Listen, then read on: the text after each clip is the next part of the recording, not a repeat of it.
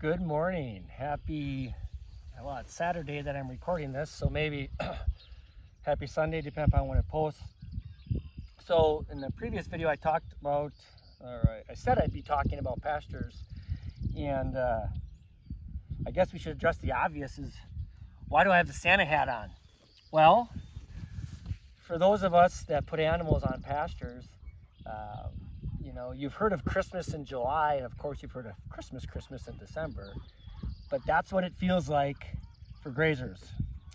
Grazers being the human, graziers, right? Graziers,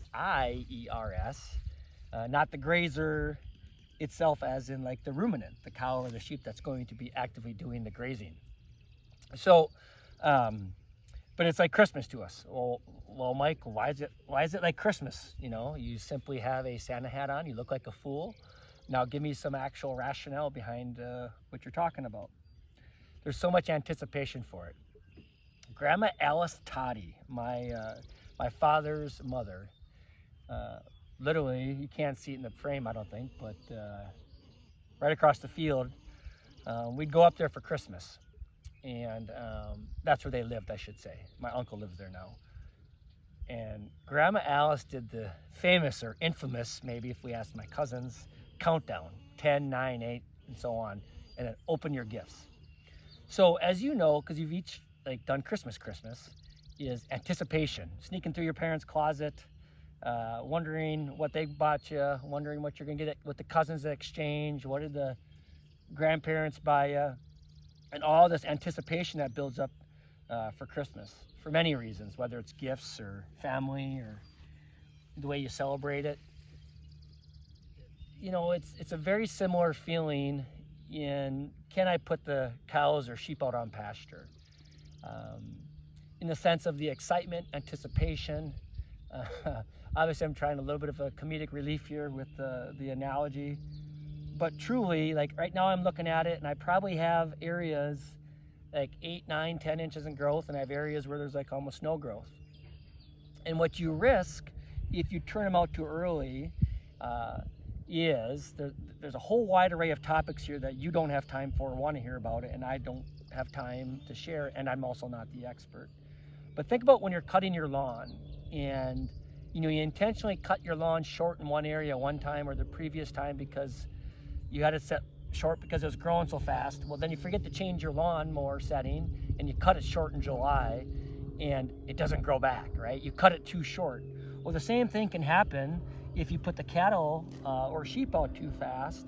And if they graze this, because again, we're not at not full maturity, but full desired grazing timeline, they'll potentially take more than what you want, and they cut it too short by biting it off, and now you've lost your solar panel that's collecting the sunlight, right? The photosynthesis process. So you can actually, by being too eager, set yourself back, which, right, that's life in itself, right? Where we're too eager and you cut your nose off to spite your face, if you will. Traditionally, middle to third week of May, I think, in this part of the area of Wisconsin. There's people grazing in other parts of the area, or parts of the state, I should say, in Midwest. But so many things are affected by everything else, right? So do you have hay to still feed? Are they standing up? Are they being the cattle or the sheep in too muddy of a situation? What type of pressure are you feeling to get them out sooner than later? And that's what can happen. So we're focusing on, we don't have the sheep yet. We're timing that with the turning them out, which hopefully will be another 2 weeks. But we're moving the cows in areas that we call sacrificial areas that it shouldn't set back. Well, they're not even in the pasture right now, to be honest with you. So yeah, it's the cows want it, the sheep want it, we want it, and we'll do a video. Hopefully, many of you have seen it before, where you let the cows out for the first time since late fall, and they're just so happy to be on pasture, and they're literally kicking up their heels. So yeah, there's a whole lot of conversation about the pasture, of when and how and where. We're going to take our time. We have to let some of this hay work its way into it. We need the grass come up, And then, but when it hits, right? And you can quickly fall behind. So that's something else to consider.